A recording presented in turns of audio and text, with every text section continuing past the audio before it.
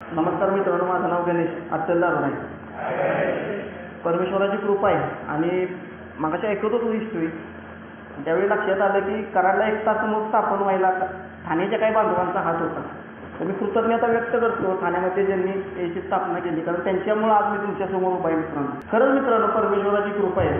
Alcoholic अनोनिमसमध्ये येण्यापूर्वीचं जीवन, नंतरचं जीवन विचित्र अवस्थेत ना आलं. मित्रांनो, लहानपणी दारूचा तिरस्कार करणारा मी, मला असं वाटायचं की या जगात दारू जे लोक पितात ना, त्यांची असं की नालायक लोक कोण नाही. आमच्या घराजवळच अड्डा होता. ते लोक येत ओकारी करत करत ओकारी करायची, पुन्हा प्यायची. ती तिरस्कार बसलेला लहानपणापासून. काकांना मामांना दारू पिताना बघितलं की वाटायचं काही लोक दारू पिते.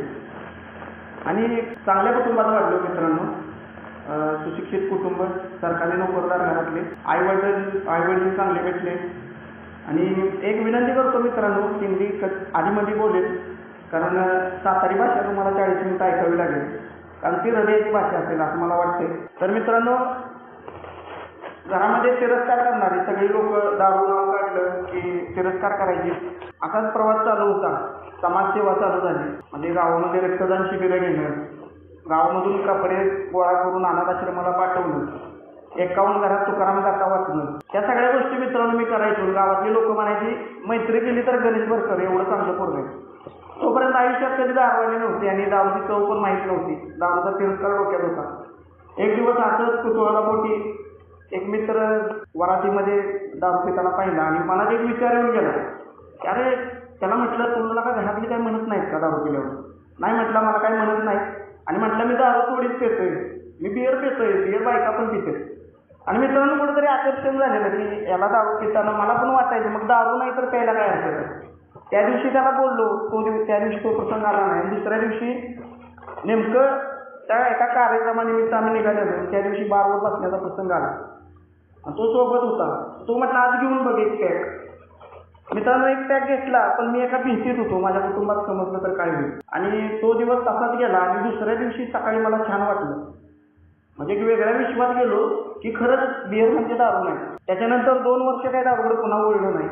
एक असाच किस्सा झाला. एक मित्र म्हटला, माझ्या मामाच्या लग्नात मी दारू होतो, म्हणजे बिअर घेतली. तर मग मी खुश झालो. म्हटलं, बरं आहे, चांगलं आहे. आणि मग हळूच मी त्याच्या कानात म्हटलं की मी पण घेतली होती बरं का 2 वर्षापूर्वी. मित्र भेटला, लगेच तो म्हटला, आपण बसूया का? आणि मित्रांनो, त्या बारमध्ये जाताना अक्षरशः तोंडाला रुमाल बांधलेला, इकडे कोण आहे का, तिकडे कोण आहे का, बारमध्ये घाबरत गेलो. त्याला म्हटलं, पटकन आण, पटकन बनव, पटकन पिलो. आणि पटकन तिथून बाहेर पडलो. त्या दिवशी नंतर मग आमचं 4 महिन्याला 6 महिन्याला असं पिणं चालू झालं. आणि 6 महिन्या 7 महिन्यानंतर अंदाजे असा विषय झाला की तो मित्र मला काय म्हटला, अरे गणेश, आपण बिअर घेतोय खरं, पण दुसरा एक ब्रँड सुचवला की मी नाव नाही सांगणार मित्रांनो, ते काय आवश्यक पण नाही. तर म्हटला, तो 90चा पॅक घेतला ना, त्याचा वास पण येत नाही आणि शेजाऱ्यांना कळत पण नाही. मित्रांनो, त्या दिवशी त्यानं सांगितले त्या पद्धतीने घेतली आणि घरी गेलो. पप्पांच्या शेजारी बसून जेवलो आणि वेगळाच कॉन्फिडन्स आला की ही घेतली की घरात कळत नाही आणि बरं तरी वाटतंय. मग परत पुन्हा पुढे गेलो, ब्रँड बदलला. आणि कधी वाटलं नव्हतं मित्रांनो, ह्या ज्या काही गोष्टी आयुष्यातल्या सांगितल्या तुम्हाला, एक ज्या अल्कोहोलिक अनोनिमसमध्ये आल्यानंतर समजलं की नशा फक्त वाईट कामांचीच नसते, चांगल्या कामांची पण नशा असते, अहंकार असतो. आणि गावातले लोक मला जे मान सन्मान देत होते, त्यांच्या मुलांना सांगत होते गणेशसारखं वाढ, गणेशसारखं राहा, त्या कामाची कुठेतरी मला नशा चढलेली. मला चांगलं म्हटल्यानं जास्त आवडायचं. आणि असंच ब्रँड बदलत गेले, मित्र बदलत गेले, सामाजिक कामं बाजूला पडत गेले. आणि अखेर मग जो ब्रँड आहे, एकदा चोर सुटले होते, गंमत म्हणून सांगतो मित्रांनो. आणि त्यावेळेला तो मित्र मला म्हटला की आज दुसरा कुठला ब्रँड शिल्लक नाही, देशीच फक्त आहे, तू ठरव, तू देशी पिणार का नाही, तू ठरव काय करावं काय नाही. आणि त्यानं जो दाखवलं मला, तर म्हटलं थोडीशीच आहे, एवढी घेतली तर काही फरक होणार नाही. मित्रांनो, त्या दिवशीची देशी माझ्या तोंडाला लागली, देशी थांबायला माझं ना. बरं पण वाटलं, चव अजिबात आवडली नाही, पण बरं वाटलं, छान वाटलं. त्या 1 महिन्याच्या पिरियडमध्ये कुटुंबामध्ये अशी अवस्था झालेली, मी घरी रात्रभर यायचो नाही. घरात सांगायचो मित्राच्या घरी जातोय, चोर सुटलेत म्हणून. आणि चोर सुटल्यामुळे मी तिथं थांबतोय. त्यांच्या घरी गावातली 5-6 मुलं येतात, आम्ही तिथं थांबतो. पप्पांना पण मम्मीला पण ठीक आहे म्हटले, जात जा. आणि एक दिवस असंच घरात समजलं की चोर कुठलेच म्हणून आम्ही पिण्याच्या नशेतच गावामध्ये फेरफटका मारताना एका मित्रानं बघितलं आणि ती बातमी घरापर्यंत पोहोचली. मित्रांनो, त्या वेळेपर्यंत माझं दारू पिण्याचं प्रमाण प्रचंड वाढलं. त्याच्यामध्ये ज्यावेळी ब्रँड बदलत गेले 2012 ते 15 जेव्हा देशी आयुष्यात नव्हती, त्यावेळी मानसिक स्थिती अशी होती, दर आठवड्यातनं एकदा मला इच्छा होणार आणि मी त्या दिवशी बारवर बसणारच. पण त्या दिवशी ही आजार वगैरे काही गोष्टी मित्रांनो माहीत नव्हत्या. फक्त त्या वेळेला माझ्या डोक्यात एकच होतं की मी आठवड्यातनं एकदा पितो आणि आठवड्यातनं एकदा पिणारा माणूस दारुडा नसतो. माझी दारुड्याची व्याख्या काय होती की ज्याची बायको सोडून जाते, जो गटाऱ्यात पडतो, जो त्या ओखाऱ्या काढतो ज्या मी लहानपणी बघितल्या होत्या, जो लोकांच्याकडे पैसे मागतो, ती माझ्या दारुड्याची व्याख्या होती. आणि मित्रांनो, तो जो किस्सा सांगतोय मी आता याचा लग्नाचा किस्सा, तर जशी बातमी कानावर आली तशी पप्पा मला काय बोलले नाही. पप्पा एकच म्हटले की ते पाहुणं विचारतो ते याचं लग्न लावूया का. तर त्यावेळेला मित्रांनो, वेळेपणा बघा, BW साहेब एका ठिकाणी म्हणतेच की भवितव्याबद्दल इतकी बेफिकिरी हा वेळेपणा नाही का. आणि आता सोबत असताना सुद्धा हा वेळेपणा मित्रांनो अनुभवतोय मी की मला नॉर्मल राहण्यासाठी परमेश्वराची कृपा आवश्यक आहे. 12 पायऱ्यावर चालण्याची गरज आहे मित्रांनो. त्या दिवशी मी तो निर्णय घेतला आणि दारूला लग्नाच्या बाबतीत, बायकोच्या बाबतीत पाठीवर असतो एमध्येच आल्यानंतर ऐकलं. ते माझ्या बाबतीत घडलं. घरी बायको आली मित्रांनो, घरामधलं वातावरण 2 महिने मी कंट्रोलमध्ये ठेवलेलं, अजिबात प्यायची नाही. 2 महिन्यानंतर किस्सा असा झाला, माझे सासरे घरी आले आणि ते अल्कोहोलिक आहेत, दारू पिऊनच आलेले. पहिल्यांदा मुलीला भेटायला आले, ते पण पिऊन आले आणि त्याच दिवशी पहिल्यांदा मी 90 मारून घरात आलेलो. म्हणजे भीत की आज माझ्या बायकोला कळलं तर काय होईल म्हणून भीत घरात आलेलो. आणि सासरे हात पाय धुवायला आत गेले, मी टॉवेल घेऊन बाहेर उभा राहिले. सासरे हात पाय धुवून बाहेर आले आणि ते लोडच होते, त्यांना चालता येत नव्हतं आणि ते माझ्या पायावर डोकं ठेवलं. म्हटले, पाहुणं, मी असं असलो तरी माझी दिदी तशी नाही बरं का, दिदी चांगली आहे, मुलगी चांगली आहे माझी, मी असं असलो तरी तुम्ही तिला काय त्रास वगैरे, ती तशी नाही. एक बापाचं काळजी म्हणून ते सांगत होते, पण त्यांना ही माहीत नव्हतं की आज जावाय पण 90 मारून झालं. मित्रांनो, त्या दिवशी मला एक वेगळा आनंद झाला की मी त्यांना फसवू शकलो. सासऱ्यांना समजलं नाही, बायकोला समजलं नाही आणि वाढत जाणारा आजार मित्रांनो. मी त्या मग एक वेगळा कॉन्फिडन्स आला, पुन्हा माझी दारू वाढत गेली आणि मूल राहिलं, मला बाळ राहिलं पोटात मिसेसच्या.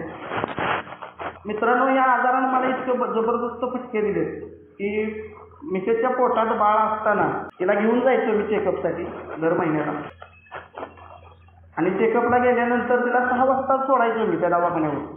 6 वाजता तिला तिथं सोडलं की मागं तिला म्हणायचो आलोच 10 मिनिटात. मॅडम आलेल्या असायच्या, त्यांनी दवाखाना उघडलेला असायचा आणि मी म्हणायचो 10 मिनिटात आलो म्हणून जायचो की संध्याकाळी 10 वाजता यायचो. बायको दवाखाना उघडल्यापासून 10 वाजता दवाखाना बंद करेपर्यंत माझी वाट बघत बसायची. हे एकदा नाही झालेलं मित्रांनो, ज्यावेळी मी तिला चेकिंगला घेऊन गेलो बाळासाठी, लोक गर्भसंस्कार करताना तिला ज्ञानेश्वरी वाचायला येते, तिला विवेकानंद वाचायला येते, तिला चांगल्या कथा ऐकवते आणि माझं बाळ, माझं दारुडेपण कदाचित जर मनावर परिणाम होणार असेल तर माझ्या बाळानं ती जी भयानक मानसिकता आहे, लोक बायकोची मानसिकता टिकवण्याचा प्रयत्न करतात आणि मी ज्यावेळी बाळ पोटात होतं त्यावेळी घरी यायचो त्यावेळी माझ्या बायकोची मानसिकता, चेहरा असा पडलेला चेहरा, आयुष्यासमोरचं प्रश्नचिन्ह. आणि बायको मला एकदा बोलली की बापाच्या दारू पिण्याचा त्रास होतोय म्हणून मी लग्न केलं, घरात येऊन बघते तर इथं पण आल्यानंतर तसंच. मित्रांनो, तरीही ती काही बोलत नव्हती. मुलगा झाल्यानंतर एक दारुड्याचं वागणं याचा मी संपूर्ण अनुभव घेतला आहे मित्रांनो. मला दुःख व्यक्त करायला पण दारू लागायची आणि मला चांगलं वागायला पण दारू लागायची, चांगल्या गोष्टीचा आनंद साजरा करायला. मला आठवतंय ते देशीच्या अड्ड्यावर उभा राहून फोन लावत होतो, डायरी समोर ठेवलेली, एक पॅक घ्यायचो आणि फोन लावायचं. हा मुलगा झाला, आनंद व्यक्त करायचा चाललेला मित्रांनो की मुलगा झाला म्हणून आनंद व्यक्त करत होतो. शेवटी तिथं एक दोघं तिघं होती, त्यांनी ऐकलं, म्हटले मुलगा झाला, पार्टी आहे का नाही. तर म्हटलं पार्टी द्यायची, द्यावं. म्हटले पार्टी राहू द्या, 90 तरी द्या. मित्रांनो, त्यांना 90 दिली, सगळं झालं. ह्या अवस्थेत 3 महिने सोबर होतो, 3 महिने झाले होते मुलगा जन्मून.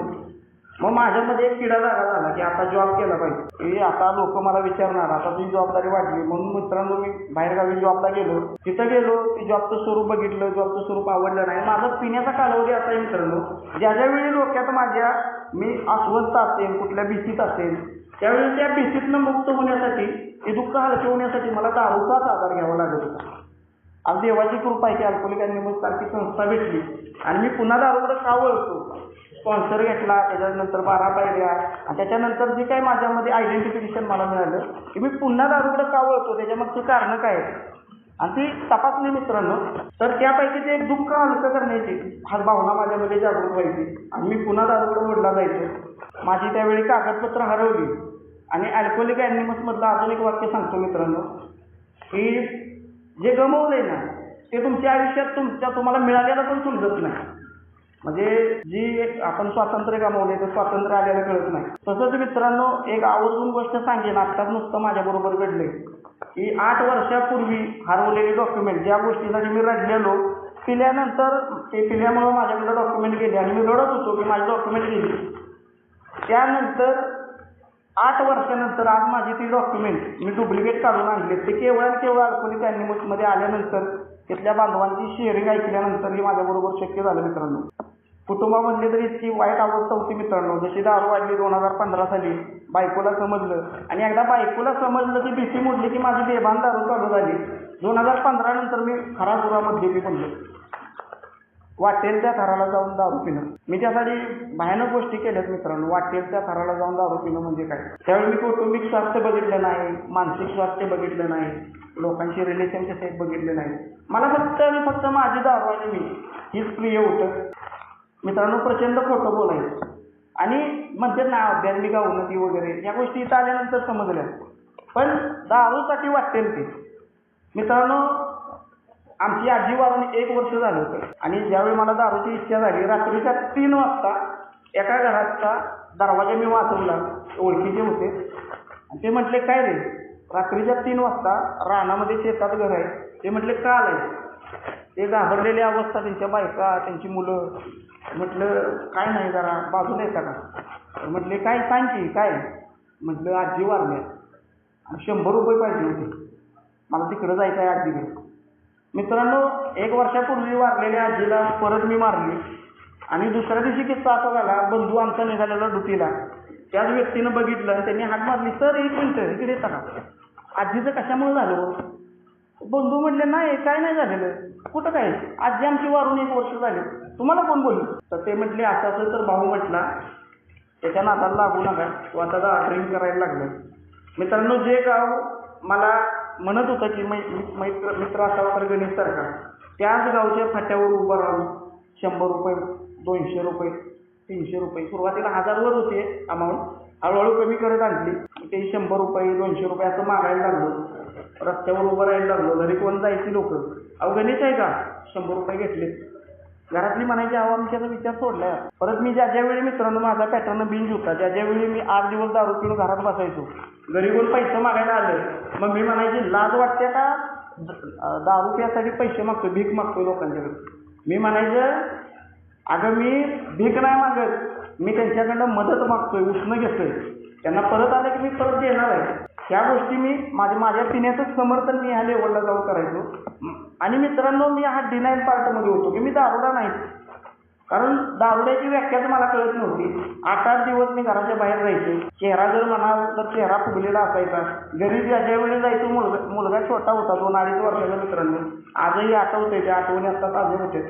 मुलगा मिसेसच्या काकाला बसलेला असायचा, त्याचा चेहरा चेंडूसारखा असायचा, फुगलेला. माझ्या भावाच्या मुलाचा चेहरा आणि माझ्या मुलाचा चेहरा अजूनही फोटो आहेत मित्रांनो.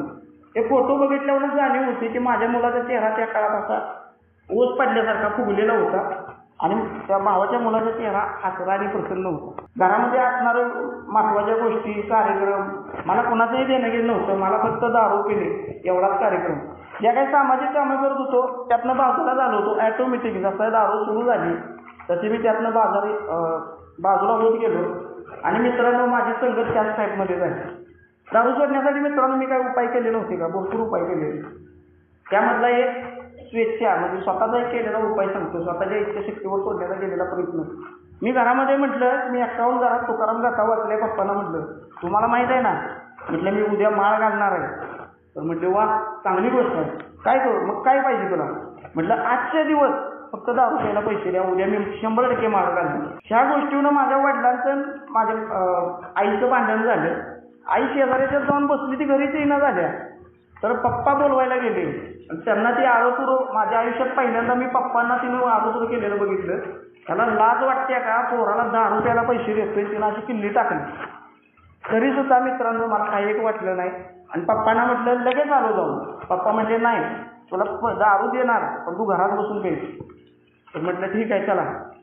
तिथनं गेलो अड्ड्यावर गेलो. पप्पांना म्हटलं इथं लांब थांबा गाडीपाशी, अड्ड्यावर येऊ नका तुम्हाला लोक नावं ठेवतील. मित्रांनो मी बेभान होऊन रस्त्यावर उभा राहून दारू पिणार आणि त्यावेळेला पप्पांना नावं लोक ठेवत नव्हती.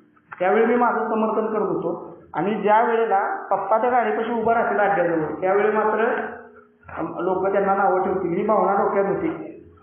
पप्पा म्हणले किती घ्यायचे रे, किती घ्यायची, 1 घ्यायची 2 घ्यायची, नाही म्हटलं 4 घ्यायचे.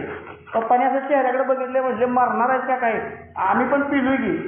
पप्पा मित्रांनो सोशल ड्रिंकर होते तेवढे ते घ्यायचे 40 झोपायचे. मी म्हटले आम्ही पण घेत होतो की एवढी घ्यायची काय गरज आहे. त्याच्यानंतर मित्रांनो पप्पाने ती घेऊन आले. दुसऱ्या दिवशी माळ घातली आणि छान छान त्या म्हातारीपतींच्या समोर नतमस्तक झालो, माळ घातली, आनंदी झालो आणि खरंच मी माळ घातली आता माझी दारू थांबली. मित्रांनो मी घेतलेला तो निर्णय प्रामाणिक नव्हता का, तर मी आजही सांगतो की तो निर्णय 100% प्रामाणिक होता.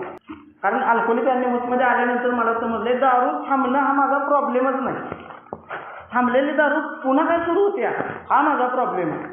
ज्या ज्यावेळी मित्रांनो मी मुलाची शपथ घेतलेली, मी केलेला प्रयत्न, मुलाची शपथ घेऊन म्हटलं मुलाच्या प्रेमाखातीर इथनं पुढं कधी दारू पिणार नाही. आणि बायकोचा विश्वास बसला. ते बिल डब्ल्यू साहेब म्हणतात ना बिलच्या काळजीमध्ये की मी बायकोला म्हटलं इथनं पुढं कधी दारू पिणार नाही. तिचा पण विश्वास बसला. 4 दिवस झाले 8 दिवस झाला तिचा विश्वास वाढत गेला. मग माझा विश्वास दृढ विश्वास झाला. तसं आमच्या घरातल्यांचा पण विश्वास दृढ विश्वास व्हायचा त्या वेळेला आणि झालेला. आणि 15व्या दिवशी माझ्यासोबत मला काय घडलं मला माहीत नाही. इथं सांगितलंय विचारांसोबत खेळू नको, विचार कुठेतरी डोक्यातलं मोकळं कर, शेअर कर. मित्रांनो हे माहीतच नव्हतं. एक आमची इथं बार आहे, त्या बारच्या बाहेर जाऊन 2 तास विचार करत होतो. कारण पिलं तर अवस्था काय होणं, रस्त्यावर येणार आहे, लोक छेतू करणार आहेत, नावं ठेवणार आहे, समाजातली प्रतिष्ठा निघून जाणार आहे, आर्थिक प्रॉब्लेममध्ये येणार, हे सगळं कळायचं. पण ती दारूची मानसिक ओढ इतकी भयानक असायची की पिऊ का नको ह्या विचारात माझा बराचसा काळ जायचा. आणि मित्रांनो शेवटी मी या निर्णयापर्यंत यायचो घेऊया, पण त्यात एक अट आहे की 90s घेऊ, जास्त नाही घ्यायची. जास्त घेतल्यामुळे प्रॉब्लेम येते. 90s घेऊ, शांत येऊ. आणि बायको पण म्हणायची कधी कधी तुम्ही पीत जावा पण घरात आणून मांडीच्या आडनं पीत जा. आणि मित्रांनो तो प्रयत्न करावा म्हणून मी मांडीच्या आडनं आणून प्यायचं हे डोक्यात असायचं. बारावर जाऊन बसायचो 90 प्यायला म्हणून आणि पहिली ऑर्डर द्यायचो. पहिली 90 गेली की मला मित्राचं वाक्य आठवायचं, अरे तुला 2 क्वार्टर झाले तर तू हालत पण नाही. तू विचार लगेच जागृत व्हायची. मग 2 क्वार्टर झाल्या परत वाटायचं अजून पुढे 90 घेऊ. मग 3 झाल्या की वाटायचं आता असं पण पिलोय तसं पण पिलोय. मित्रांनो मी ज्यावेळी घरी कसा जायचो, कुठल्या बारमध्ये बसलेलो, कुठल्या हॉटेलमध्ये जेवलो, काय खाल्लं का नाही खाल्लं, रात्री फोनवर कुणाला शिव्या दिल्या का, हे मलाच आठवायचं नाही. आणि ज्यावेळी घरामध्ये जाग यायची ना त्यावेळी डिस्टर्ब व्हायचं, असं दचकून उठायचो मी घरातच जायचं. आणि ह्या अवस्थेत सुद्धा सकाळी ज्यावेळी उठायचो त्यावेळी प्रचंड पश्चाताप व्हायचा.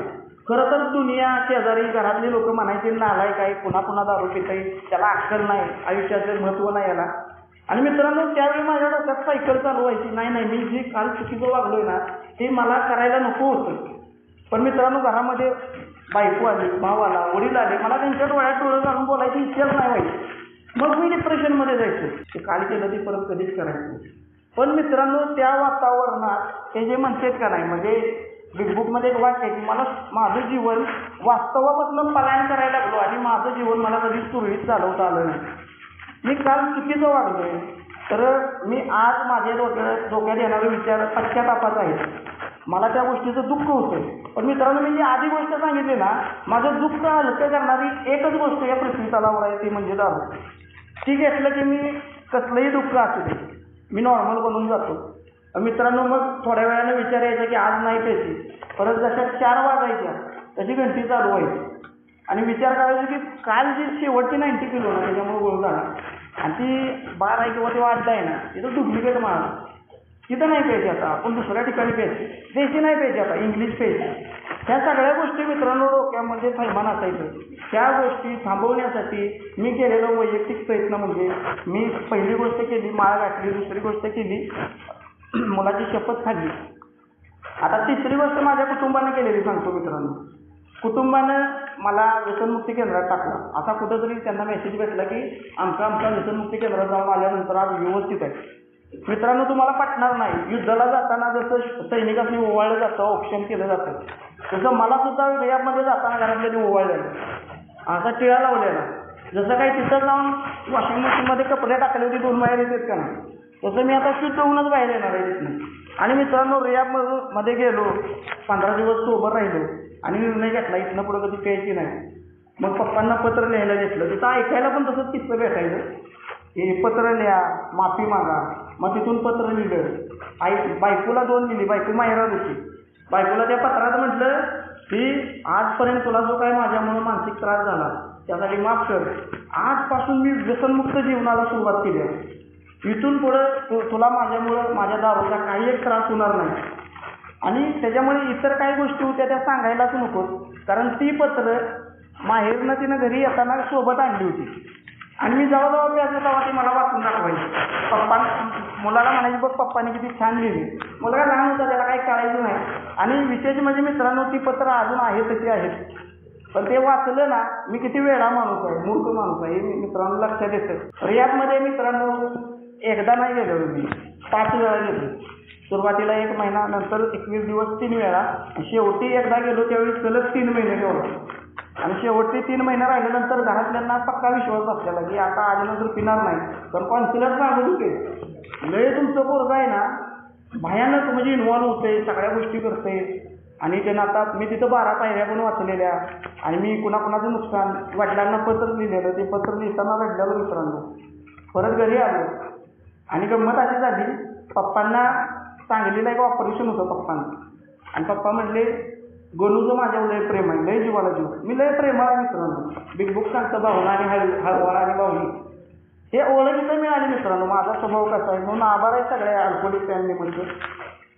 मग पप्पा म्हटले माझ्याबरोबर मी गणून येणार बरं का, प्रचंड काळजी घेतो तो. घरातली पण म्हटले तुमची काळजी एकच माणूस घेईल, तो म्हणजे गणित, त्याला घेऊन जावा. पप्पांनी पैसे माझ्याकडे दिले किंवा ऑपरेशन चालू असताना ब्लडची बॅग लागेल म्हणून 1500 रुपये माझ्याकडे दिले. मित्रांनो जसं त्यांनी 1500 रुपये हातात ठेवलं तसं माझ्या डोक्यात असा विचार नाही आला की एका जाऊन नाश्ता करावा, चहा प्यावा. एक तर माझ्या हातात पैसे पडायचे नाहीत आणि पडले की दारूच्या विचारशिवाय दुसरं विचारच द्यायचे नाहीत मला. माझं ती मानसिकता बदलून जायची. आणि त्यावेळेला मी बंधूला फोन केला धाकट्या की मला प्रचंड त्रास व्हायला लागलाय, ताप आल्यागत व्हायला लागले, तू पटकन ये आणि मला घेऊन जा. बंधू म्हटला ठीक आहे, मला एक अर्धा 1 तास लागेल. त्या अर्ध्या तासात मी त्याला 10 फोन केले ते कधी येणार म्हणून. मित्रांनो तिथनं बंधू म्हटला मी आलो स्टँडला, की त्याला म्हटलं मी निघालो आता, मला गाडी भेटल्या. मित्रांनो मी तिथून गेलो, बारवर बसलो. किती विचित्र आजार आहे बघा मित्रांनो. बारवर बसलो, जरा 90 डोक्यात गेली की मग मी इमोशनल झालो. माझ्या बापाचा म्हणजे मीच कृती करणार, मीच दारूकडे जाणार आणि परत मीच भावनिक होणार. मी असं वागायला नको. भावाला फोन केला, अरे काय झालं दादा बरे आहेत का? तो म्हटला तुला लाज वाटते का, बाप मारायला लागलाय आणि तू दारू प्यायला गेलाय. आवाजावरून त्याला समजलं लगेच. चप्पल काढण्यावरून वडील ओळखायची आज पिलंय का नाही. कुटुंबाला माहीत होतं, समाजाला माहीत होतं. मला वाटायचं ही गोष्ट कुणालाच कळलेली नाही मित्रांनो. रियाबमध्ये वारंवार जाऊन येऊन सुद्धा मी दारू पित होतो मित्रांनो. घरातल्यांनी काल सर्प केलंय, जागरण गोंधळ घातलाय आणि त्या गोंधळानंतर 15 दिवशी मी गोंधळ घातलाय. हे माझ्याबरोबर चालूच होतं. अशा असंख्य केलेल्या प्रयत्नानंतर मी म्हटलं मला आता रियाबला टाका. थोरला भाऊ म्हटला पप्पांना, पप्पा तयार झाले बरं का, बापाचं हृदय वेगळं असतं. तयार झाले. थोरला भाऊ म्हटला तुम्ही एक काम करा, तुम्ही पण जावा तुम्ही पण राहा याच्याबरोबर. कुटुंबातनं विरोध झाला, तुम्ही त्याचा लाड करताय, गोंधळताय आणि म्हणून तो पुन्हा पुन्हा दारू पितो. त्या दिवशी मित्रांनो मला काही एक टाकलं गेलं नाही. आणि घरामध्ये जर तुम्हाला सांगायचं घरातलं वातावरण, घरामध्ये जर कोणाचा फोन वाजला ना तर माझ्या हृदयात छातीची धडधड व्हायची. मला वाटायचं माझ्या भावाला मी कुणाकडे तरी पैसे घेतले असतील आणि त्यानं फोन केला असेल. सासरवाडीचा कधी पण फोन येऊ द्या, डोक्यात एकच गोष्ट, पाहुणं पेलंय का आणि कामाला जातंय का, म्हणूनच फोन करते. ही माझ्या डोक्यातला विचार की मला फोन का करतेत, एकतर मी पिलोय का चेक करायला, नाहीतर मी कामावर गेलोय का चेक करायला, नाहीतर ह्यांना माझी काय काळजी घेणं नाही यांना.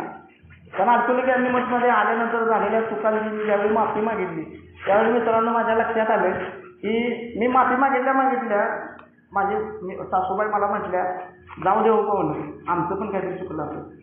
ही जग आहे ना मित्रांनो मोठ्या मनानं माफ करायला मला तयार असायचं. पण माझा जो डिनायल पार्ट होता की बेवडा आहे पण तेवढा नाही. मी कुठं रोज पेतो, मी 8 दिवसातून एकदा पेतो. मित्रांनो अल्कोहोलिक ॲनिमल्समध्ये आल्यानंतर इथं सगळ्यात महत्त्वाची एक गोष्ट सांगतो, इथे ते बांधव उपस्थित पण नाही आहेत. मित्रांनो सुरुवातीची 6 महिने ज्यावेळी मी मीटिंगमध्ये जाऊन बसलो त्यावेळी अवस्था सांगतो की ह्या सगळ्या रियाबच्या वाऱ्या, कौटुंबिक अवस्था, मानसिक अवस्था, भावनिक अवस्था ह्या सगळ्या वेळेस एक गोष्ट नक्की घडलेली, मला माझं जीवनात जगून काही एक उपयोग नाही म्हणून मी 3 आत्महत्येचा प्रयत्न केले होते. आणि माझ्या आईनं माझ्या हातात दोरी दिली होती. याच्यावरून तुम्ही समजू शकता कौटुंबिक अवस्था काय होती. माझ्या हातात दोरी दिलेली आणि म्हटली आपल्या खोलीत जाऊन स्वतःचं काहीतरी बरोबर करून घे. तुझ्याकडं बघू का तुझ्या बापाकडे बघू, तुझ्या पाय तुझा बाप धुरायला लागलाय आता, तू मेलास तरी चालतंय. आम्ही संपवलंय. थोरला भाऊ म्हटला याला फाट्यावर फास लावा आणि मेला तर माझं नाव सांगा. का मारला मी तर दारू पितोय म्हणून मारला. धाकट्या भावानं ढकलून दिलेलं आणि शेवटची स्लीप एवढी भयानक होती मित्रांनो. बरेच दिवस थांबल्यानंतर ज्यावेळी मी घरात 3 महिने घरात होतो, घरातच भीतीपोटी बाहेर जात नव्हतो, लोकांशी चेहऱ्यावर नजर होत नव्हती, भीतीचा विचार यायचं. मी पिलो तर मला कोणीतरी एखाद्याने दिलं करायला पैसे मागितलं तर किंवा माझं पुढं कसं होणार, असंख्य गोष्टी माझ्या डोक्यात चालू होत्या. आणि मी घरात बसलेलो. आमिर खानच्या पिक्चरमधला तो डायलॉग मला आत्ता आठवतो मित्रांनो. पप्पा अंगणवाडीत मुलाला आणायला गेलेत, मिसेस आणि आई रानामध्ये काम करून गेले, मी घरात एकटाच होतो. ही स्वातंत्र्य मला 3 महिन्यात कधीच मिळालं नव्हतं. मी बरमुडा आणि टी शर्ट जरी घातला ना पप्पा आडवे, जर बनियन असेल आणि बरमुडा असेल तर ठीक आहे, पण शर्ट घातला की आडवी यायची, कुठं चाललंय तुम्ही. तर मित्रांनो त्या दिवशी मला त्या अडवणारं कोण नव्हतं. मला आठवलं कालच रक्षाबंधन झाले आणि बायकोच्या भावानं 500 रुपये मोबाईल म्हणून बहिणीला दिले आणि ती पर्समध्ये ठेवताना मी बघितलेलं. तर मला त्या 5 मिनिटात पहिली गोष्ट क्लिक झाली की मानसिक ओढ किती भयानक असते बघा. की तिला भावान एक तर मी पैसे कमवत नव्हतो, मी माझ्या बायकोसाठी काय करू शकत नाही आणि वरनं ती दिलेली ओवाळीने माझा नजर गेली आणि डोक्यात विचार चालू झाले काय करू, काय निर्णय घेऊ. तो आमिर खानचा डायलॉग आहे बघा, फिर सोचे का गाडी गेट परती लेटर हात में था, तो एक डायलॉग आहे बघा. ती अवस्था माझी मानसिक होती की निर्णय घ्यायची हीच ती वेळ. आणि त्यावेळी मित्रांनो माझ्यासारख्या अल्कोहोलिकनं कुठला निर्णय घेतला असेल तर ती 500 रुपयाची नोट सगळे घेतले नाही, 300 रुपये घेतले. ती चांगलपणा मी दाखवला. ती 300 रुपये घेतले आणि घरातून बाहेर पडलो.